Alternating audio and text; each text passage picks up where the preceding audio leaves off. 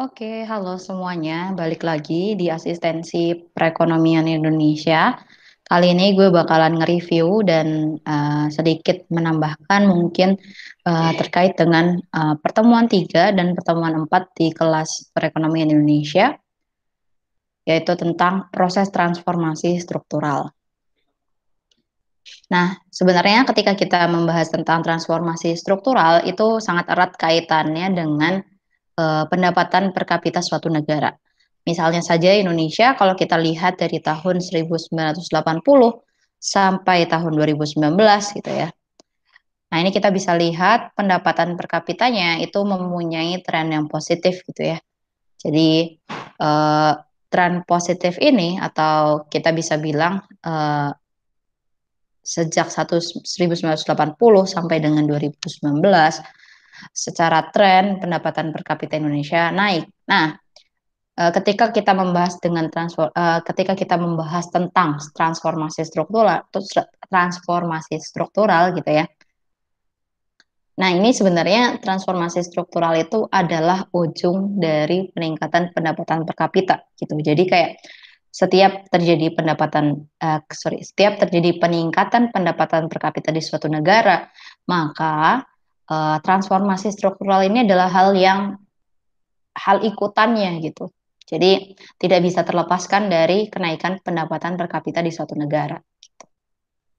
Nah, kemudian ketika kita membahas tahapan dari transformasi di sebuah perekonomian, misalnya ya, kalau ini kita lihat tahapannya, kalau di bagian bawah, ya ini kita bisa lihat tahapannya menurut W.W. Rostow, ada dimulai dari traditional society, kemudian ada precondition to growth, ya, kemudian ada take off dan drive to maturity hingga tahap high mass consumption gitu. Oke, nah tahapan-tahapan ini sebenarnya akan biasanya masing-masing negara ini mempunyai waktunya yang berbeda-beda. Misalnya kita lihat ya Amerika Serikat dan Jepang yang memang sudah sedari dulu gitu ya melaksanakan sudah dari dulu perekonomiannya terus tumbuh gitu ya sehingga mereka bisa em, lebih awal sampai di tahap high mass consumption. Kemudian kita mungkin bisa lihat ya di emerging markets ini ada Malaysia gitu ya, sedikit lebih unggul daripada Indonesia. Jadi kita bisa lihat nih sebenarnya Y per P ini adalah GDP real gitu ya. Jadi Y per P ini adalah GDP real atau real GDP. Jadi seiring dengan kenaikan dari real GDP suatu negara, biasanya tahapan transformasinya juga akan terus berkembang. Gitu. Misalnya kita juga bisa lihat ya, Malaysia kita tahu dia mempunyai GDP real yang lebih GDP real per kapita ya, sorry, GDP real per kapita. GDP real per kapita yang lebih tinggi daripada Indonesia. Dia sudah berada di emerging markets ya, sedangkan Indonesia kita masih berada di early industrial country gitu. Nah, itu mungkin untuk tahapan transformasi perekonomian. Lalu gimana sih caranya supaya Indonesia bisa mencapai hingga ke post industrial dan misalnya ya hingga high mass consumption. Ya, caranya adalah dengan meningkatkan GDP real per kapita. Nah, gimana caranya nanti kalian mungkin bisa searching-searching kalau kita mau meningkatkan GDP per kapita maka ada dua pilihan gitu kan. GDP real per kapita. GDP real per kapita ini kan didapat dengan membagi GDP real dibagi dengan jumlah penduduk gitu ya. Nah, kalau mau meningkatkan ya cara uniknya tuh cara kalau mau meningkatkan GDP real per kapita ya bisa dengan meningkatkan GDP real atau menurunkan penduduk. Cuma kan nggak mungkin ya penduduk itu jumlahnya terus menurun gitu. Ya akan apa ya? Nearly tidak mungkin lah gitu. Hampir tidak mungkin penduduk jumlahnya akan menurun. Maka satu-satunya kemungkinan ya dengan cara meningkatkan GDP real GDP realnya. Gimana cara meningkatkan GDP real? Ya banyak gitu ya. meningkatkan apa, misalnya lewat kebijakan-kebijakan fiskal ataupun moneter yang kemarin udah pernah dibahas. Oke. Nah, kemudian sebenarnya apa sih transformasi struktural gitu ya? Transformasi struktural ya, ini berarti perubahan dalam output dan employment dari sektor pertanian ke sektor non pertanian. Jadi adanya pergeseran gitu ya. Jadi adanya pergeseran dari sistem perekonomian yang semula lebih banyak mengandalkan sektor pertaniannya, kemudian berpindah mengandalkan ke sektor bukan pertaniannya. Nah, ketika kita ngomongin transformasi struktural, biasanya ini merupakan dampak ikutan apabila terjadi kenaikan pendapatan per kapita di suatu negara. Jadi ketika pendapatan per kapita naik, maka biasanya akan disertai dengan perubahan struktur pada perekonomiannya.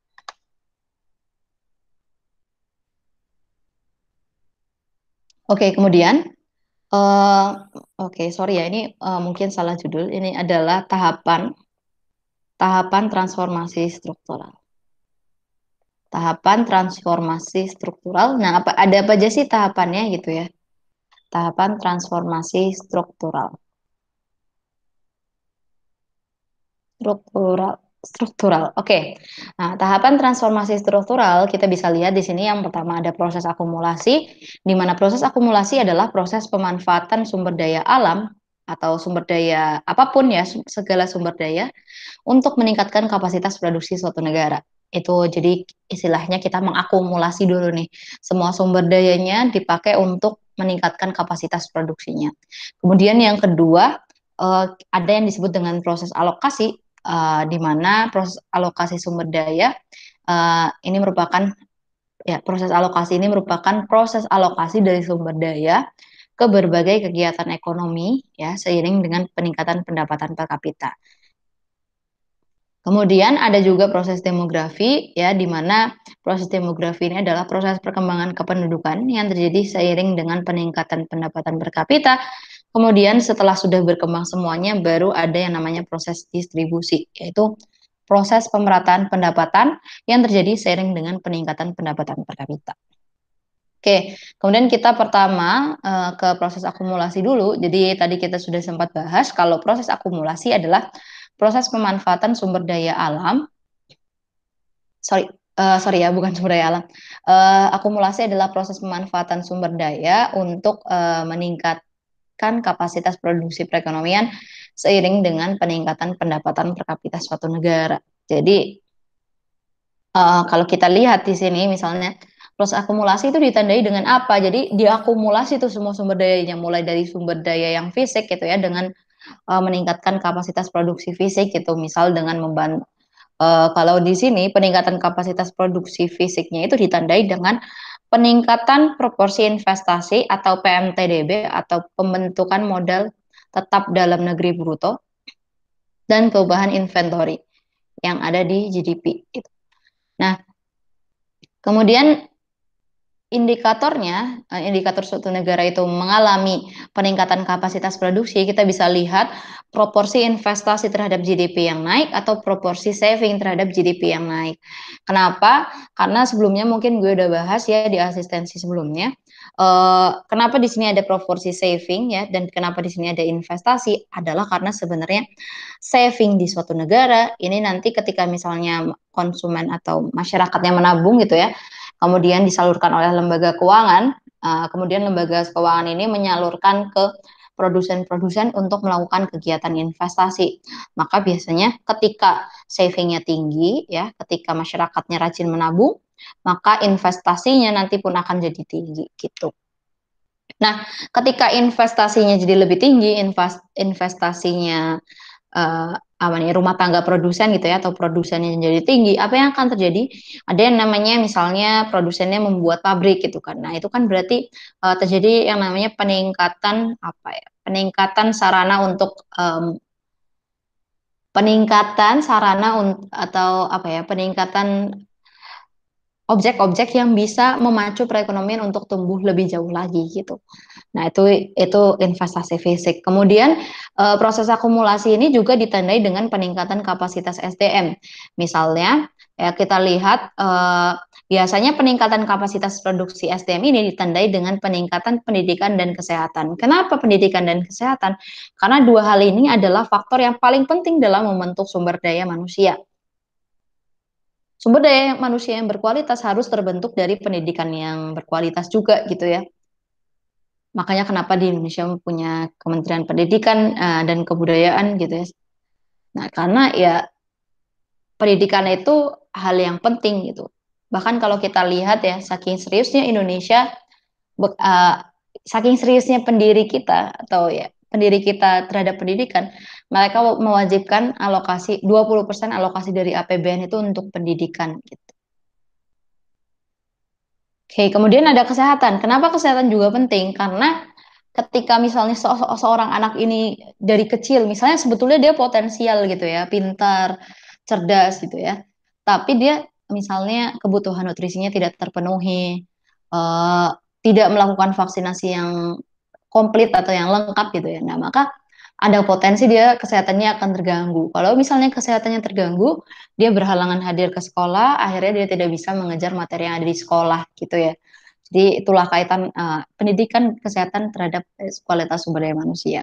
Nah, indikatornya apa sih? Mungkin kita bisa lihat indikator sumber daya manusia ini dari tingkat school enrollment ya atau tingkat apa ya partisipasi terhadap pendidikannya. Kita bisa lihat dari angka partisipasi kasar atau angka partisipasi murni gitu ya.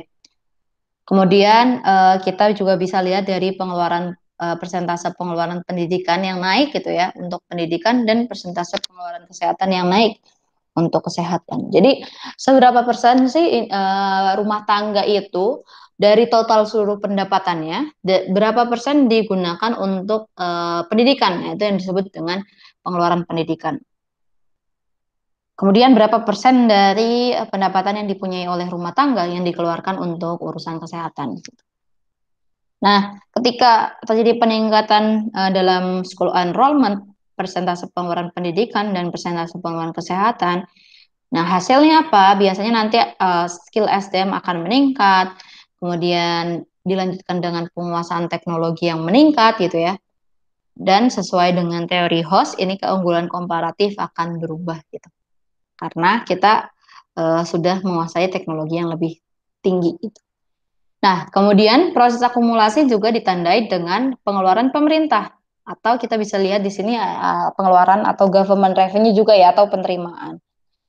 Nah, kenapa kita harus kaitkan dengan pemerintah gitu ya? Karena peningkatan kapasitas produksi ya dalam suatu perekonomian ya, peningkatan kapasitas produksi ini biasanya membutuhkan pendapatan pemerintah untuk mendanai. Jadi kayak butuh ada government expenditure-nya juga untuk mensupport proses peningkatan kapasitas produksi atau proses akumulasi ini. Gitu. Nah, uh, hasilnya apa gitu ya?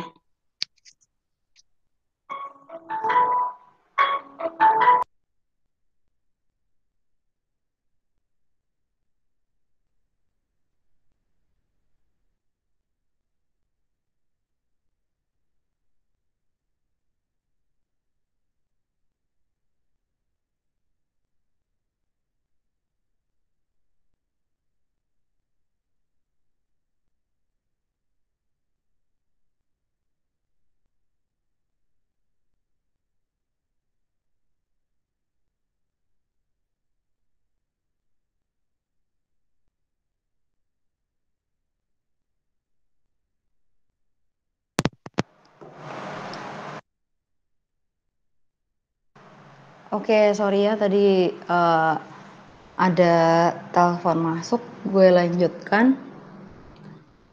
Jadi jadi butuh support dari pengeluaran pemerintah karena tidak mungkin swasta maupun private apa ya rumah tangga ataupun perusahaan gitu ya atau masyarakat ataupun swasta yang mendanai semua proses akumulasi karena tidak cukup sehingga membutuhkan support dari pemerintah.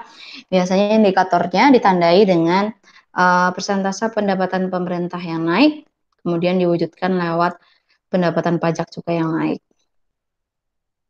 gitu ya. Jadi itu tadi government revenue. eh, apa sih maksudnya, kenapa butuh government revenue? Karena ya, dengan government revenue ini pemerintah semakin mampu dalam menyediakan barang publik yang baik gitu. Kayak misalnya pemerintah semakin mampu untuk menghasilkan barang publik ya, misalnya pemerintah semakin mampu menghasilkan atau menyediakan jalan tol gitu. Misalnya kita bisa lihat ya, Indonesia mulai mengalami proses akumulasi. Kita lihat jalan tol dari Jakarta ke Surabaya mulai terbangun gitu kan. Oke, terus kita lanjutkan. Oh, nah, ini tadi indikator-indikatornya ya yang perlu kalian perhatikan. Nah, ini gue udah rangkum dalam apa nih namanya ya, dalam satu slide yang menjelaskan tentang slide di slide sebelumnya gitu. Oke, kemudian nah ini kita bisa lihat data agregat dari proses akumulasi yang terjadi di Indonesia. Kita bisa lihat ya, tabungan domestik bruto sebagai persentase dari PDB, artinya persentasenya aja kita bisa lihat tabungannya cukup meningkat ya, tapi di tahun 2004 sampai 2012 ini tingkatnya lebih kecil daripada di tahun 90 sampai 96. Oke,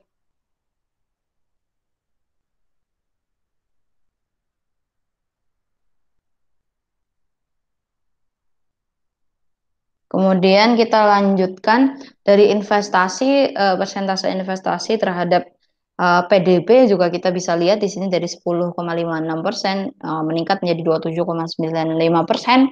Tapi pada tahun 2004 sampai 2012 ini ya, kita bisa lihat dia agak sedikit turun ya dari tahun 90 sampai 96. Sebenarnya mungkin ada hubungannya juga dengan yang ada di atas. Ini kan turun juga sedikit. Uh, Kemudian kayaknya sih itu adalah apa ya? Menyebabkan penurunan investasi. Jadi penurunan tabungan ini menyebabkan penurunan investasi. Nah, kemudian kita juga bisa lihat ya dari school enrollment-nya juga meningkat ya, cukup meningkat. Nah, ini berarti menandakan memang terjadi proses akumulasi sumber daya manusia dari tahun berapa nih? Ya, dari tahun 67 sampai 2012 ya hingga sekarang gitu ya. Pemerintah masih struggle nih untuk meningkatkan school enrollment-nya. Kemudian kita bisa lihat juga dari penerimaan pemerintah di luar hibah ya, karena hibah itu juga penerimaan pemerintah. Kita bisa lihat ya penerimaan pemerintah nih sebagai persentase dari GDP ya. Kita bisa lihat ya, nah cukup naik, tapi di tahun 2004 sampai 2012 turun. Kemudian kita lihat di sini ada penerimaan pajak ya, atau ini kadang kita bisa eh, sebut ini sebagai tax rate dari suatu negara gitu ya. Nah, tax rate dari suatu negara ini kita bisa hitung dengan cara tax revenue dibagi dengan GDP. Ya, kita bisa lihat naik lalu turun ya. Nah, makanya sebenarnya ini yang ini komponen ini yang dikejar-kejar sama Kementerian Keuangan atau DCP gitu ya, supaya Indonesia bisa menaikkan tax rate-nya gitu. Karena tax rate Indonesia yang sekitar 10 atau 11% ini, kalau nggak salah sih di tahun sekarang juga angkanya nggak beda jauh ya. Ini masih tergolong cukup rendah atau sangat rendah gitu ya. Tergolong sangat rendah untuk sebuah negara gitu. Makanya eh ya kita bisa lihat ya, pajak itu kan penerimaan yang tertinggi dalam sebuah negara, makanya kenapa perlu digenjot, karena supaya kalau penerimaan pajak naik gitu ya, nanti apa nih, kalau penerimaan pajaknya naik, maka pemerintah nanti punya revenue yang lebih tinggi gitu ya. Kalau punya revenue yang lebih tinggi, maka makin sanggup untuk mengeluarkan expenditure yang lebih tinggi. Nah, expenditure yang lebih tinggi ini berarti nanti pemerintah makin mampu menyediakan public goods untuk masyarakat-masyarakatnya gitu. Oke ya. Nah, kemudian kita lanjut ya. Jadi tadi seiring dengan peningkatan GDP real per kapita, tahapan pertama ketika GDP itu naik gitu ya. Tahapan pertama yang terjadi di sini adalah proses akumulasi tadi. Nah, kemudian seiring dengan peningkatan GDP yang lebih jauh, biasanya kita akan mulai terjadi yang namanya proses alokasi. Nah, alokasi ini apa sih? Kita bahas. Jadi proses alokasi ini adalah proses yang merupakan interaksi antara proses akumulasi dan pergeseran pola konsumsi masyarakat seiring dengan meningkatnya pendapatan per kapita gitu. Jadi seiring dengan meningkatnya pendapatan per kapita, masyarakat tuh mulai berubah gitu. Alokasi pendapatannya mulai berubah. Eh, atau ya kayak tadinya nih masyarakat cenderung lebih memilih misalnya ya kalau ketika pendapatannya masih rendah maka permintaannya itu cenderung langsung misalnya bikin makanan sendiri gitu ya. Jadi satu porsi makanan ini disediain sendiri gitu. Dia masak, dia beli sayurnya dari petani ya, otomatis sektor yang utama adalah pertanian gitu kan. Kemudian seiring dengan peningkatan pendapatan mereka, biasanya orang-orang ini kalau udah urusan makan, biasanya langsung deh mereka makannya misalnya ke restoran gitu ya. Nah, maka ketika apa nih GDP realnya sudah semakin tinggi ya, kita bisa lihat nih ketika GDP realnya sudah semakin meningkat, di tahapan ini katakanlah makanannya tuh mereka udah beli di restoran sehingga di apa nih di tahap ini di tahap ketika udah mulai terjadi tahap yang namanya proses alokasi ini permintaannya sudah mulai geser ke restoran dan hotel gitu misalnya. Nah, pergeseran permintaan atau demand konsumen ini dari sektor pertanian ke sektor restoran dan hotel tentunya akan mempengaruhi apa? Mempengaruhi output dari sektor ini gitu kan ya. Sektor perekonomian outputnya jadi lebih sedikit ya, karena menyesuaikan dengan demand-nya, kemudian restoran outputnya jadi lebih banyak. Pergeseran output ini, pergeseran persentase output gitu ya terhadap GDP. Nah, ini yang kita sebut dengan, jadi awal mulanya pertanian, kemudian lama-kelamaan semakin ke jasa gitu ya. Mungkin sebelum-sebelumnya nih, sebelum ke jasa, ini manusia-manusianya belinya misalnya dari pabrik gitu, misalnya beli makanan kaleng gitu kan. Nah, itu kan butuh pabrik gitu kan. Jadi kita bisa lihat seiring dengan peningkatan GDP real terjadi pergeseran dari yang pertanian kemudian ke industri ya, industri pengolahan. Nah, kemudian kita bisa lihat yang terakhir adalah masyarakatnya pindah ke sektor jasa gitu. Nah, ini sebenarnya inilah yang disebut dengan proses alokasi. Kemudian nanti kalau kita lihat ya, misalnya ya proses alokasi ini biasanya ditandai dengan perubahan struktur atau proporsi permintaan domestik seperti yang tadi udah gue jelasin. Tadinya domestik cenderung meminta ke pertanian-pertanian gitu ya, kemudian bergeser ke industri, beli makanan kaleng gitu ya. Kemudian bergeser ke jasa gitu. Nah, kemudian kita bisa lihat juga terjadi juga perubahan misalnya ya, terjadinya perubahan pada perubahan struktur atau proporsi pada perdagangan internasional.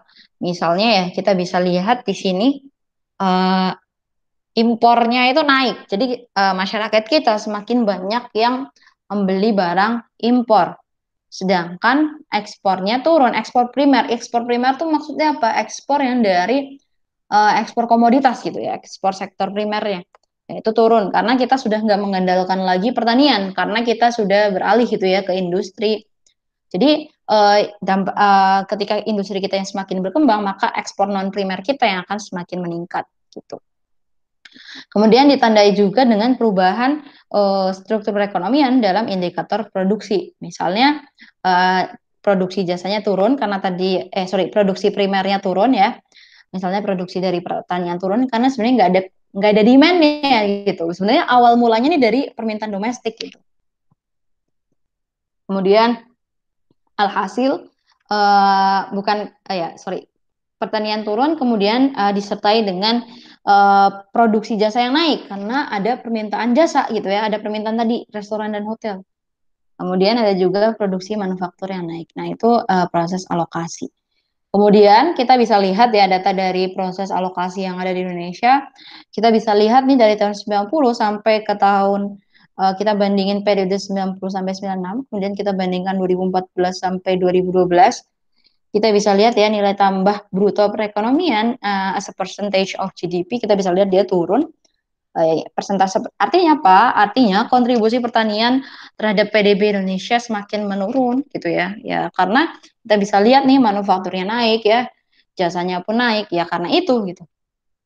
Manufaktur industri naik dan jasa ya jasanya belum sampai ke jasa ya. Jadi sebenarnya Indonesia masih di tahap untuk yang manufakturnya gitu sih. Nah, jadi eh, itu ya, itu terkait data agregat untuk indikator-indikator proses alokasi yang ada di Indonesia. Nah, kemudian ketika sudah terjadi proses alokasi, biasanya akan dilanjutkan dengan yang namanya proses demografi. Nah, ini udah masuk ke proses non-ekonominya atau proses sosial yang menyebabkan terjadinya perkembangan penduduk seiring dengan meningkatnya pendapatan per kapita. Gitu. Nah, kita bisa lihat ya, proses demografi ini ditandai dengan perubahan alokasi tenaga kerja dan terjadinya urbanisasi gitu ya. Ketika kita misalnya melihat nih ya, alokasi tenaga kerja ketika pendapatan per kapita eh, naik gitu ya. Biasanya tenaga kerja yang ada di eh, jenis apa ya, jenis pekerjaannya yang tadinya non formal atau informal gitu ya berpindah ke sektor formal gitu ya. Kemudian yang tenaga kerja dari lapangan usaha pertanian berpindah ke lapangan usaha industri, manufaktur atau jasa. Kemudian kita lihat urbanisasi juga ketika pendapatan per kapita mulai naik, biasanya terjadi proses urbanisasi di mana ya bisa jadi ada dua, ditandai dengan dua, penduduk yang di desa ke kota atau eh, jadi urbanisasi itu ada dua. Pertama ya penduduk desanya yang pindah atau yang kedua desanya yang menjadi kota. Jadi itu proses pengertian urbanisasi ya. Jadi biasanya ditandai dengan share penduduk desa yang turun atau yang kedua adalah share penduduk perkotaan yang semakin meningkat. Nah, kita bisa lihat ya tadi ya, ketika eh, ada proses apa nih? Yang pertama, alokasi tenaga kerja. Alokasi tenaga kerjanya ini bisa jadi dia awalnya berada di sektor ABEFG ya. A misalnya A B E F G. Nah, misalnya mereka awalnya berada di mereka adalah pekerja dari status pekerjaan A, B, E, F, G. Kemudian ketika terjadi transformasi struktural atau proses demografi dalam transformasi struktural, mereka kemudian pindah ke ya status pekerjaan C dan D. Jadi mereka lebih apa ya? Misalnya yang C pekerja yang berusaha dengan dibantu oleh pekerja tetap atau pekerja tetap baik harian maupun bulanan dengan upah dan gaji. Tuh. Kemudian kita lanjutkan juga ya. Eh, nah, ini proses alokasi tenaga kerja. Jadi, di proses alokasi tenaga kerja ini kita definisikan sebagai perubahan pada proporsi lapangan usaha, status pekerjaan, dan jenis pekerjaan yang berubah gitu. Jadi kita bisa lihat ya ketika pendapatan per kapita naik, mungkin di lapangan usaha tenaga kerja primer turun, tenaga kerja yang bekerja di pertanian ini turun, kemudian mereka beralih ke sektor industri ataupun sektor jasa gitu.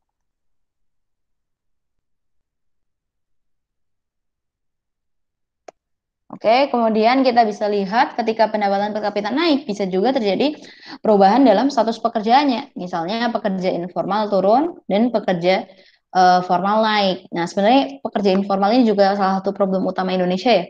Banyak banget pekerja informalnya gitu.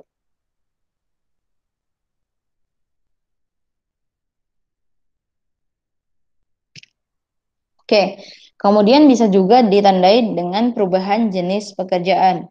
Jadi dari pekerjaan blue collar turun, kemudian pekerjaan white collar naik gitu.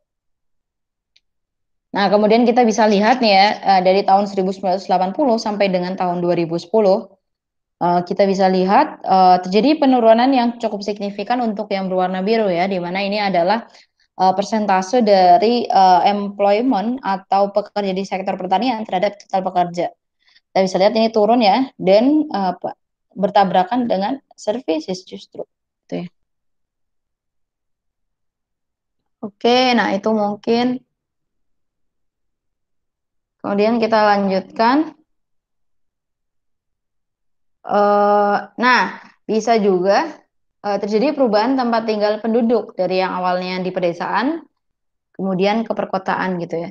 Biasanya semakin maju suatu negara, persentase penduduk yang tinggal di perkotaan cenderung meningkat atau terjadi urbanisasi. Nah, tadi udah gue bilangin, Urbanisasi disebabkan oleh dua faktor. Yang pertama, berubahnya status desa menjadi kota bisa karena terjadinya proses aglomerasi atau berkumpulnya industri-industri ya di dekat pedesaan sehingga ketularan tuh desanya jadi kota atau proses industrialisasi. Kemudian ada juga bisa disebabkan oleh yang kedua, perpindahan penduduk dari desa ke kota. Yang disebabkan oleh push and pull factor. Kira-kira apa sih yang menyebabkan penduduk desa pindah ke kota? Oh, mungkin di kota ada pekerjaan atau ada magnet tertentu nih yang bikin penduduk desa pindah ke kota.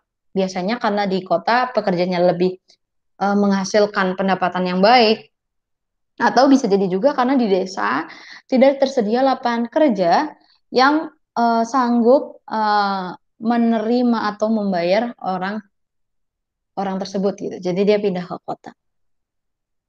Nah, kemudian ketika kita ngomongin pertumbuhan penduduk gitu ya, eh, biasanya kita juga akan ngomongin transisi demografi ya. Di transisi atau perubahan demografi ini disebabkan oleh pertama fertility atau tingkat kelahiran atau ya dan mortality atau tingkat kematian. Nah, kemudian perubahan atau transisi demografi ini biasanya juga akan disertai dengan perubahan komposisi penduduk. Jadi menurut umurnya nanti kalian bisa lihat ya ada yang namanya piramida penduduk itu. Nah, sekarang karena apa nih? Indonesia ya, karena ada bonus demografi, Indonesia nih yang di bagian tengah atau penduduk usia produktifnya ini lebih besar. Tuh. Atau ketika kita ngomongin jenis kelamin, maka biasanya problem yang paling sering muncul utama itu adalah kalau perempuan itu biasanya kemungkinan dia berpartisipasi dalam angkatan kerja itu semakin sedikit gitu. Jadi ya sebenarnya kalau perempuan mungkin dianggapnya kurang apa ya namanya? Secara agregat gitu ya, bukan perempuan secara individu karena tingkat partisipasi angkatan kerja perempuannya sedikit, biasanya perempuan potensial kontribusinya terhadap GDP itu juga sedikit gitu. Kemudian perubahan komposisi penduduk menurut umur ini biasanya juga menyebabkan perubahan angka ketergantungan gitu ya atau dependency ratio. Dependency ratio itu dihitung dengan cara membandingkan antara penduduk non produktif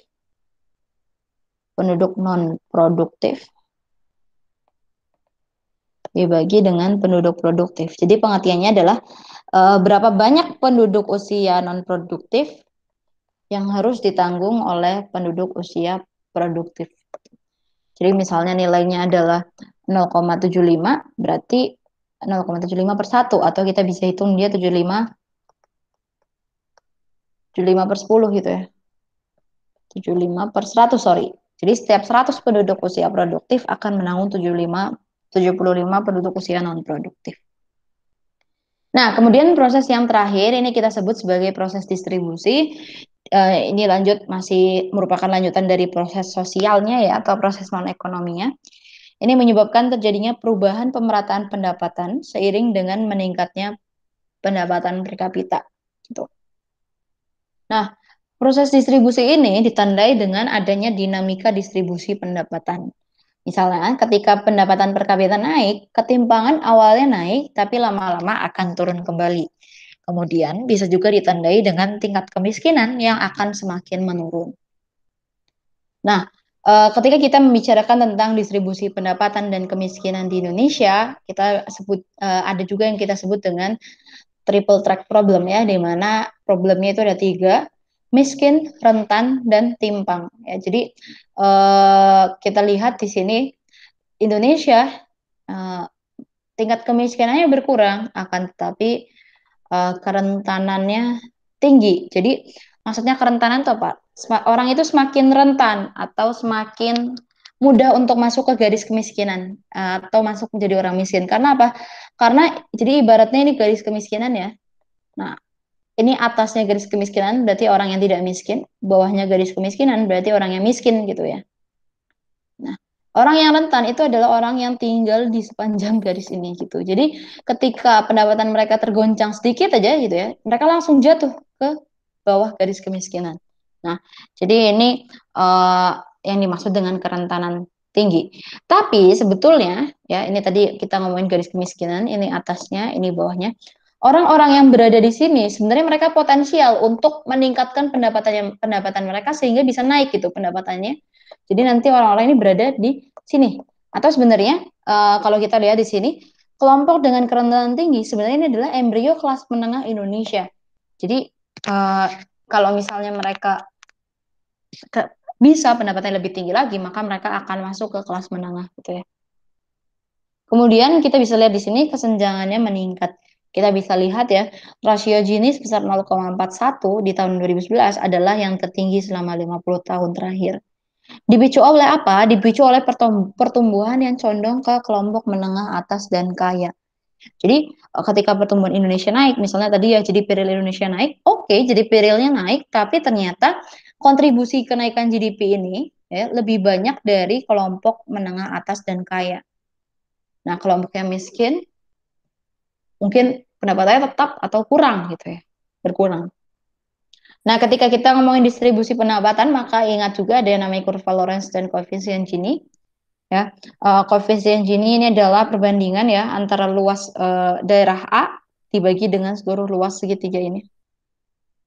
Nah, itu adalah koefisien Gini. Jika pendapatan terdistribusi merata, maka koefisien Gini bernilai 0. Jadi kita bisa lihat ya, ini garis yang berwarna biru ini adalah kurva Lorenz. Nah, kalau ketimpangannya tidak ada atau ketimpangan distribusi pendapatannya merata sempurna, kurva Lorenz-nya akan berada di sepanjang kurva garis lurus ini atau garis diagonal ya. Oke, nah ini kalian baca ya sumbu X dan sumbu Y-nya. Misalnya ya, semakin semakin besar koefisien Gini-nya, berarti semakin seperti ini, berarti dia semakin timpang. Perhatikan sumbu X dan sumbu Y-nya ya. Sumbu X dan sumbu Y-nya. Oke. Nah, kemudian kita bisa lihat ya, ini kurva Lorenz dari Indonesia. Misalnya kita lihat di antara tahun 2011 sampai 2011 ya. Kayak gue zoom nih di sini, aku akan zoom. Bentar. Kita bisa lihat ya, di 2010 ini adalah yang warnanya merah ya. Yang warnanya merah ini.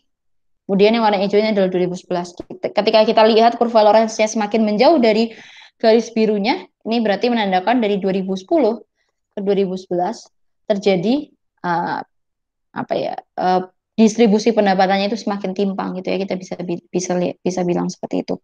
Nah, ketika kita mau mengartikan kurva Lorenz, kalian bisa lihat kurva yang ada di sebelah sini. Jadi misalnya the first ini kan misalnya ketika kita bagi kurvanya jadi berapa nih? Jadi 4 ya, kita bagi ininya jadi 4 nih. 1, 2, 3, 4. Jadi apa cara ngartinya? The first 25% has 5% of national income. Artinya 25% penduduk termiskin menikmati 5% dari pendapatan nasional. Kemudian 25% penduduk di kelompok yang kedua ini, di kelompok yang ini, itu menikmati 10% pendapatan nasional. Kemudian yang ini misalnya 25% penduduk yang termiskin ketiga atau berarti ini terkaya kedua gitu ya. Ini punya 15% dari national income. Nah, ini yang penduduk terkaya 25%-nya mempunyai 70% national income. Nah, jadi itu tadi interpretasi dari kurva Lorenz ya. Oke, nah itu mungkin segitu pembahasan terkait dengan transformasi struktural. Tolong nanti kalau sebelum UTS, siapa tahu UTS-nya adalah UTS tertulis ya, kalian boleh baca-baca lagi. Terus jangan lupa komen juga, karena gue akan melihat absensinya dari kolom komentar. Dan kalau ada yang mau bertanya, silahkan. Nanti kalau ada yang mau menjawab pertanyaan dari temannya juga silahkan, akan gue kasih tambahan nilai.